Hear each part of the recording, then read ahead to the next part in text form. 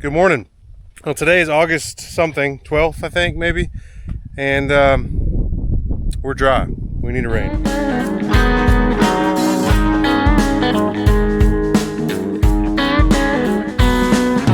I think we're in better shape than we were last year at this time. I posted a reel on Instagram about how June and July were looking good and August looking bad. It's funny. You should check it out. And so we're trending that direction, unfortunately. Had a slight chance for some rain this weekend and missed it 100%. So I don't know. We're 100 degrees plus every day, and the cotton looks okay considering. This right by the house, it may not be a great representation. That's a weed. Johnson grass. Yeah, this is kind of little, but you know, it's trying to bloom. It's unfortunately blooming near the top or at the top. It doesn't look too stressful in the middle of the day. This stuff was stuff I planted last, kind of replant, so it's not a great example, but there's some bolls in there. Showing you that. There you go. Now you can see that. So got some bolls.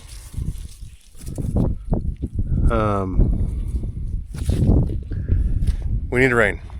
So don't know what's going to happen. I don't think it's been throwing off squares just yet. There's another one. I don't think it's been throwing off squares just yet. As I say that, there's a square on the ground, but I wouldn't be surprised if it does, because this is when it needs the most amount of nutrients and water, is when it's trying to pollinate bolls, pollinate blooms, and set the fruit. And now it's really going to draw the moisture when those bolls are trying to grow and develop. So would like a rain soon. So this morning I've just kind of piddling. A buddy of mine, Wade Lakey, who says he watches, we'll see if he does, rode with me on the tractor a few weeks ago, and I was telling him I got this new aux cord. I got the new iPhone that has the USB-C connector, and the aux to USB-C, well, the aux to the old Lightning, whatever, I think that's what they called it on the iPhones, worked great. I had great audio,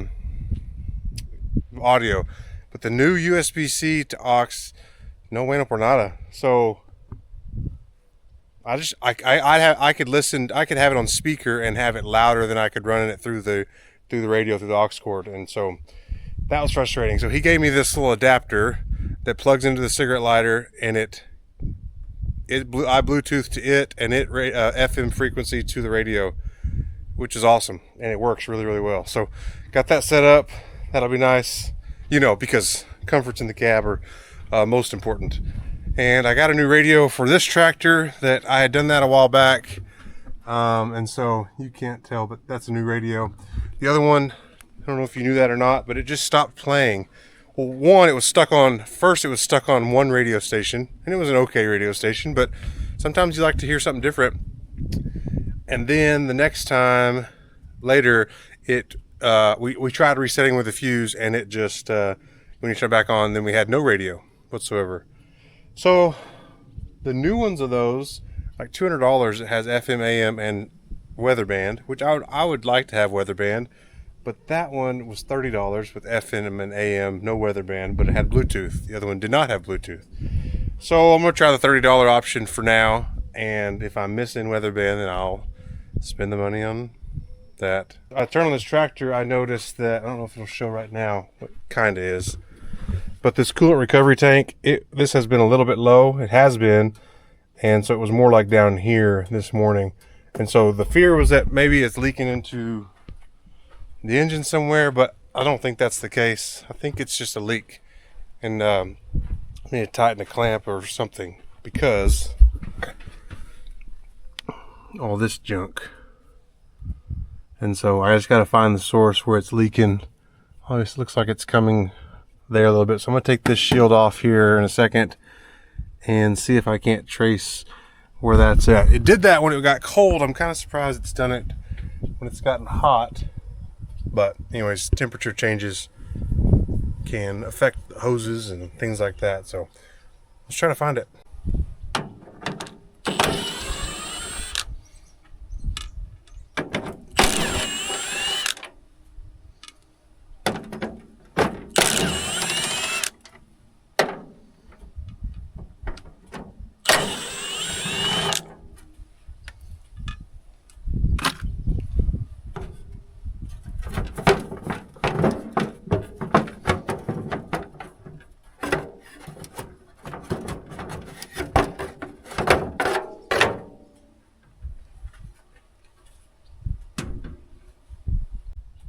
right, follow the mess. That would qualify as a mess. So it is above that. See, there's a fresh drop right there.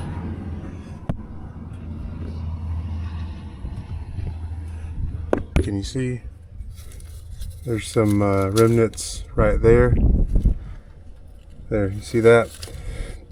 So I'm hoping or thinking that maybe it's this hose, this radiator hose right there, that clamp.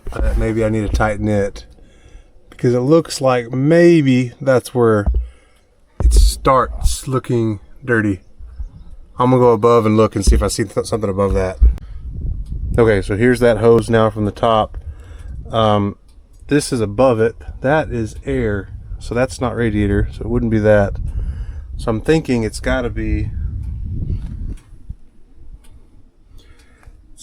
this radiator hose. So I think that might have been the same one I tightened up when it got cold. So I'm gonna try to tighten that clamp up and then see what it does. Maybe put a little more antifreeze in.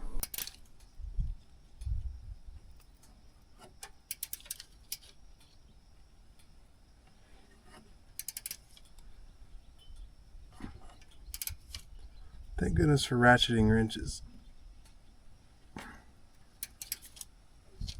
That was slightly loose. Maybe I got a quarter turn on that total. But we'll see. Maybe that will stop our leaking. Now I'm going to top it off with some coolant. It's important. Pay attention. Pre-diluted. Do not add water. So this one's already mixed 50-50. The other stuff we buy, it has a red label and it is concentrate, and we add water to that. But I think it's easier for this, just not have to measure or kind of think, how much did I pour in? I got to match the water. So just using this pre-diluted, and that'll do the trick. I'll get it up.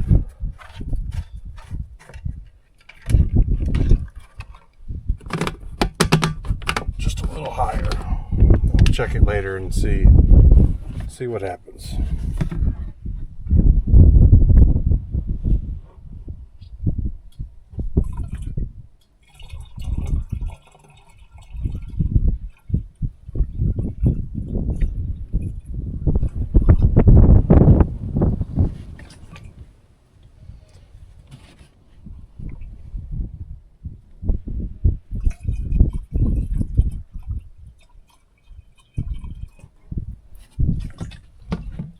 Oops, got a little bit in my lid here. No problem.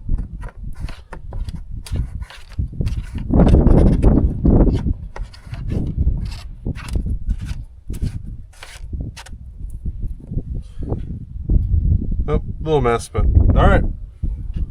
That's done. On to the next thing.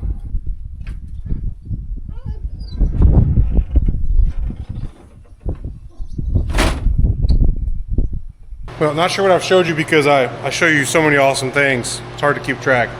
But I bought this sprayer, you remember, and it's gonna be awesome. Haven't used it yet, but I'm working on it. So it came with, this is the pressure control and bypass, and it has these 3 section control. Okay, so that's great. The problem is running on the pump here. I would turn on the pump, and then I would have to turn on all these valves, and then now it would start spraying. The problem is I'm standing here, and where I'm driving would be up here, which would be the mule now. So that's, you know, and then if I'm spraying in the field and I'm turning around a bunch, well, I'm not going to get out every time I hit to the end and shut these 3 off and then get back in and turn around and turn them back on. You know, that would be crazy. Or I'd leave them on all the time, and then that would be I'd be overspraying a lot when I'm turning around. So what Dad and I came up with was to add this ball valve control here, And so now we'll have pressure all the time to here, and this has the bypass, and so if I'm not spraying, it'll just come back to the tank. That's no problem. And so then I can, from the cab, I have a switch that I'm going to mount into the mule that I'll be able to turn this motor on, and that'll open the ball valve and it'll send water through. And so then I can have these three open or closed. If I have them closed, then it'll go to the wand, which I may need. But if I have them open, it'll go to this and not to the wand. So anyways, this is going to be awesome. I just have to wire it up. That's easy to do. But what I wanted to do was to have a way, since this trailer can be connected and disconnected, I didn't want it to be just solid wire from here to the mule. So I wanted a way to connect it, and so I'm going to try using this 4-wire trailer wire. Even though I only need 3 wires, there'll be a 4th one that I don't need, but that'll give me this quick connect that I can leave at the like you hook up a trailer, and so then I could disconnect and connect easily. So that's what I'm gonna go ahead and wire. The mule's at my house right now, but I think I'm gonna go ahead and try to get the part mounted from here to, and kind of figure out the best way to route that around, and then get it to at least, a loop right here, so that I'm ready to then wire from the mule switch back. All right, so I need this connection to be, this wire is, it's a kind of a splicing wire, extension wire, so it's, these ends mate together, so I'm going to cut it in the middle somewhere so they connect together. So the problem is I got to kind of working a little bit backwards with my wire, so I need to leave enough slack here at the front and then be able to get my wire where I need it, because I only get one shot at this cut. So that's what I'm trying to figure out. I'm probably gonna leave a loop for myself here at the front, which will give me some flexibility. I think this is where I need to cut it, so I'm gonna do that. Kind of nerve-wracking, but I think I've left myself plenty of slack. Here we go. No turning back now. Alright, so this part now that's left will go from the mule, the switch and all that stuff from the mule. So that I'll set aside. And this part, hopefully, I've done what I wanted to do here,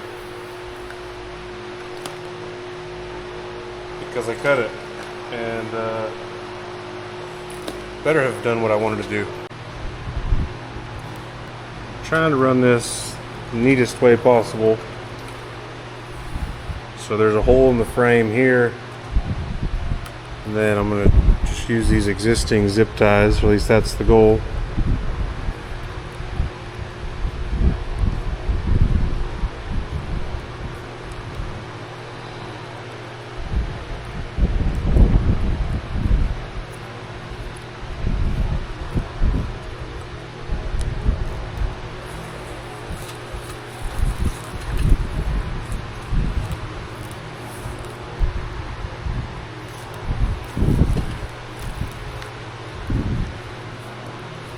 I'm going to use these crimp connectors. I've got some that you heat the middle and they melt the connection together, but I'm not sure I don't know what's best. I like the idea of that melting together and getting a really good seal, but not sure. We use these quite a bit. Just get that wire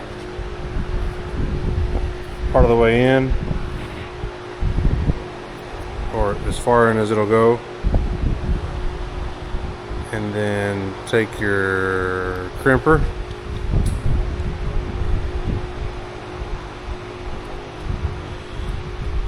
This part cuts, that part, the next part down crimps. Make sure you got it in there good.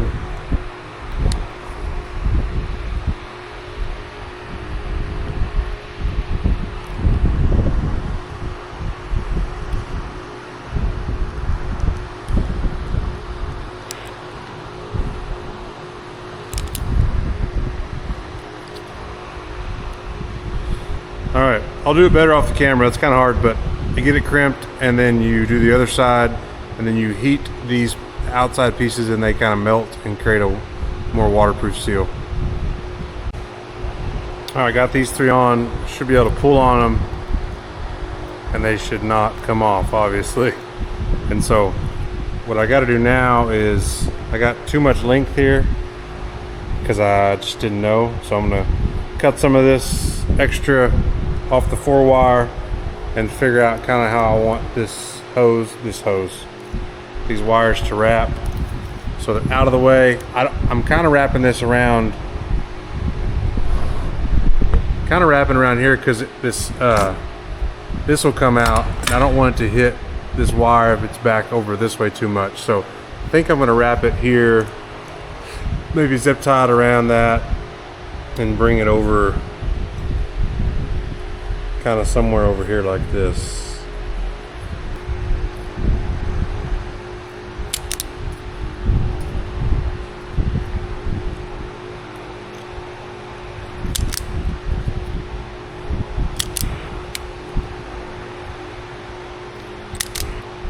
I've got 4 wires connecting to 3 wires and the colors don't match at all, which doesn't matter as long as I just keep track of what I've done. So what I'm gonna do, I think what makes sense to me is I'm gonna do black and brown together, white and white together, and then I'm only gonna use one of these two. So which one? I'll decide. I don't know, just have to pick one. Maybe yellow is most like red. It's not at all the same.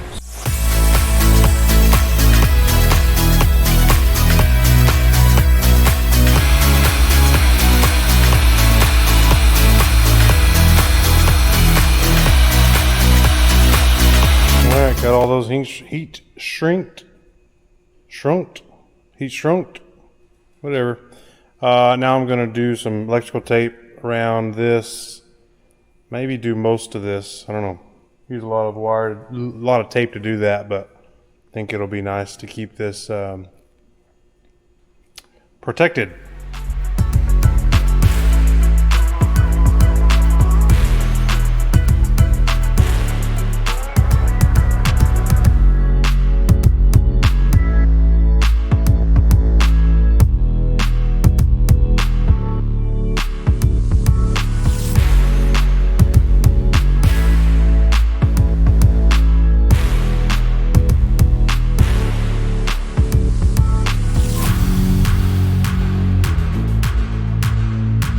All right, I think that's pretty good. Nothing is tight.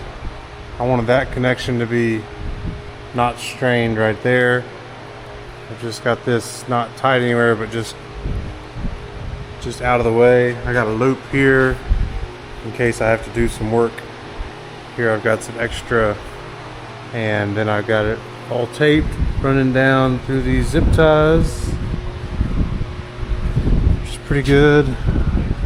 May add is, have to see about if that's going to be good or not, but got it all good. That should hook up to the whatever I do on the mule. It's almost lunchtime. We got this auger out so we can start working on some things. So a couple things we got to do. I think I've talked about this a little bit, but this bracket's got to come off. I may wait on that till we get some, even though it's supported, just so we don't put any extra strain right there on that seam. But this extension from here over is going to come off. This has got to come off. These 2 row units will obviously have to come off, but that has to be the farthest left one, so it's going to need to go here. That one will just take off probably and move, and then we'll slide as much of these down as we can. This one we decided, Dad was thinking through, is like that one's got that thing on top, it's the row guidance. It tracks the rows of cotton, and it's kind of like a GPS. The one on the other machine has never worked great. Kind of the first year they did that, but hoping this one works, that'll be nice. That one, in order to make sure it's always on a row, we're gonna need to move it to this location, wherever that one's gonna be, because we're gonna do 7 rows solid. And so if we go this way, you obviously wouldn't want put it on this one, because this would be a blank sometimes, and that one would be a blank sometimes. But if you think, if I'm going this direction, that one will obviously be on a row. But if I'm going the opposite direction of my pattern, then I'd be stripping 2 rows right here. There'd be a skip right here, 2 rows here, skip, and then a single. So in both scenarios, this one is one of the only ones that will always be on a row of cotton. So we're gonna put that row guidance on this, where this section is. And then, yeah, just gotta do lots of moving. Probably gonna have to move the carts out, pick the header up, because I gotta get under there to undo some things to be able to slide them. So I may tinker on that a little bit before lunch, and then it's gonna get hot. But before I go, I was just gonna show you what I was doing on this auger here. We got some spots, they get bent up because of rocks and stuff. And so I already did some of these a little bit. One of these was in really bad shape right here. So kind of thin. I wonder if the previous owner heated it up or something, but just put a little bit of put a crescent on there, a little bit of a cheater, and just kind of work it back. So pay attention to what it looked like.